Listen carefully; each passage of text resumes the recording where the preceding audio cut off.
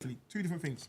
All right, so for me, my first time, so I grew up in a two-parent household, grandma and granddad, grew up with my grandparents. But where it became something that I actually identified with, or not necessarily identified with, but something that came to my knowledge that it was a big issue was when I had my own kids and we went to parents' evening. And when you go into parents' evening, my son actually said something to me. It was, I don't know, I can't remember how it came around. And if he's watching this, he'll be like, Dad, you can't remember nothing.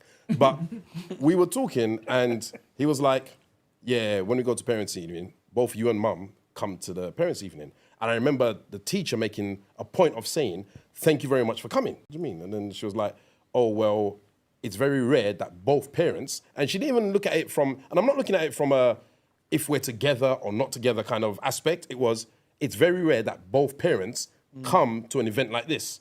And then that startled me for the rest of the parents' evening because I started to now observe around me that, oh yeah, this kid's with his mum, that kid's with his mum, that kid's with his mum. And there was very little presence of the dad. Now, that doesn't necessarily mean that they, from a single parent household, it was just the visual impact that something as important as this, and there's only one parent there. And for me, it was second nature. Yeah, parents' evenings on that day, work's cancelled, whatever appointments I've got, you know, be delayed, postponed, or whatever the case may be, and I turn up to parents' evening. So for me, that was probably the first point of me as an adult realizing how much of a difference there is for certain people that I just took for granted. I just took that this was standard life.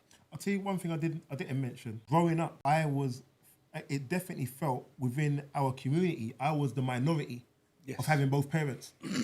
Everyone, I say everyone, I'd probably say about 60 to 70% of my friends would talk about, oh, they're going to go and see their dad and dad's going to get them this, that and the other and go shopping with that. That was reality of life.